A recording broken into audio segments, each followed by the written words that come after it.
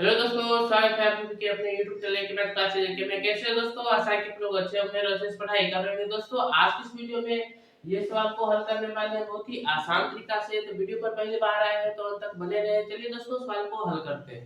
देखिए दिया है, जीव द्रव्य का नाम किसने और कब दिया था? तो जीव द्रव्य का नाम किसने दिया था?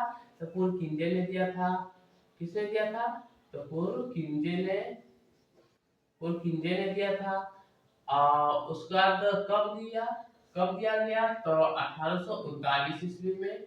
1839 ईस्वी में। अब बात करें जीवन का भौतिक आधार क्या है? तो जीवन का भौतिक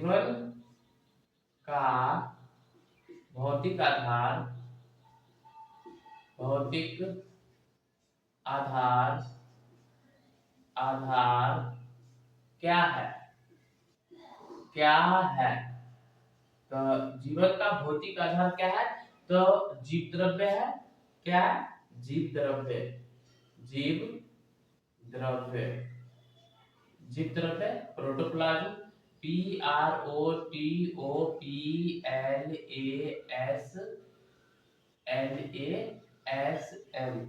प्रोटोप्लाज्म है। बात करें जीव द्रव्य दो भागों में बटे होते हैं। जीव द्रव्य जीव द्रव्य जीव द्रव्य दो दो भागों में बटे बटे बटे होते हैं। बटे होते हैं। बटे होते हैं। तो बात करें कौन कौन सा, यानी protoplasm PROTO proto PLASM protoplasm is divided into two TW2 parts PARTS parts। ठीक, चलिए यानी जीव द्रव्य दो भागों में बटे होते हैं। कौन कौन? यानी protoplasm is divided into two parts. तो कौन कौन सा हो जाएगा? पहला हो जाएगा, बात करें पहला का, तो कोशिका कोशिका कोशिका द्रव्य। कोशिका द्रव्य। और दूसरा की बात करें तो केंद्रक द्रव्य। केंद्रक केंद्रक द्रव्य। कोशिका द्रव्य यानी साइटोप्लाज्म CYTOPLASM साइटोप्लाज्म। अब केंद्रक द्रव्य की बात करें तो यहाँ पर हो जाएगा न्यूक्लियोप्लाज्म NUCLEOPLASM न्यूक्लियोप्लाज्म। अब चलिए कोशिका द्रव्य, साइटोप्लाज्म और केंद्रक द्रव्य न्यूक्लियोप्लाज्म को देखने वाले हैं।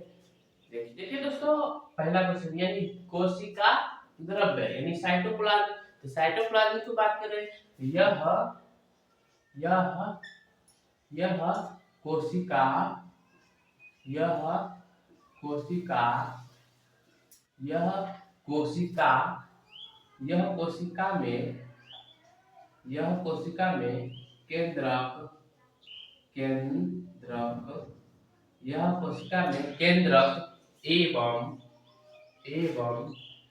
एवं कोशिका झिल्ली कोशिका झिल्ली कोशिका झिल्ली कोशिका झिल्ली कोशिका झिल्ली में रहता।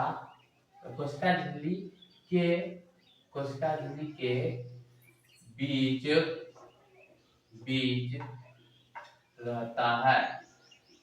कोशिका झिल्ली के बीच में रहता है। कोशिका झिल्ली के बीच में रहता है। ठीक, बात करें यानी साइटोप्लाज्म यानी कोशिका द्रव्य, तो यह कोशिका में केंद्रक एवं कोशिका झिल्ली के बीच में रहता है। और उसके बाद बात करें केंद्रक द्रव्य की, न्यूक्लियोप्लाज्म, यह कोशिका यह यह कोशिका यह कोशिका यह कोशिका में केंद्रक केंद्रक केंद्रक केंद्रक के भीतर भीतर पाया पाया जाता है। ठीक, बात करें अब देखिए केंद्रक द्रव्य न्यूक्लियोप्लाज्म, यह कोशिका में केंद्रक के भीतर पाया जाता है। अब बात करें जीव द्रव्य का, लगभग जीव द्रव्य का जीव द्रव्य जीव द्रव्य जीव द्रव्य का लगभग लगभग लगभग 99% भाग 99% भाग 99% भाग चार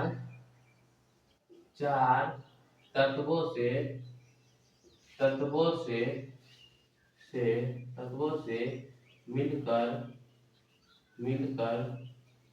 मिलकर बना होता है बना होता है बना होता है बना होता है। तो कौन कौन सा तत्व हो जाएगा? चार। देखिए पहला हो जाएगा hydro oxygen oxygen oxygen oxygen. बात करें दूसरा का, तो दूसरा oxygen, carbon carbon oxygen, carbon carbon. तीसरा की बात करें तो तीसरा हो जाएगा oxygen, carbon, hydrogen hydrogen hydrogen hydrogen.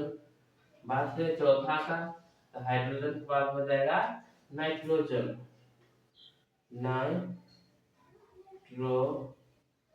Nitrogen N nitrogen. ठीक, चलिए देखिए जीव द्रव्य का लगभग 99% भाग चार तत्वों से मिलकर बना होता है। कौन कौन सा? तो पहला हो जाएगा ऑक्सीजन, दूसरा हो जाएगा कार्बन, तीसरा हो जाएगा हाइड्रोजन, उसके बाद चौथा हो जाएगा नाइट्रोजन। दोस्तों उम्मीद है कि आप लोग समझ गए तो लाइक करें और इसी तरह वीडियो के लिए चैनल को सब्सक्राइब करके रखें ताकि नए नए जानकारी इसी तरह मिलते रहेगी। दोस्तों तब तक के लिए धन्यवाद, मिलते हैं अगले वीडियो में। जय हिंद।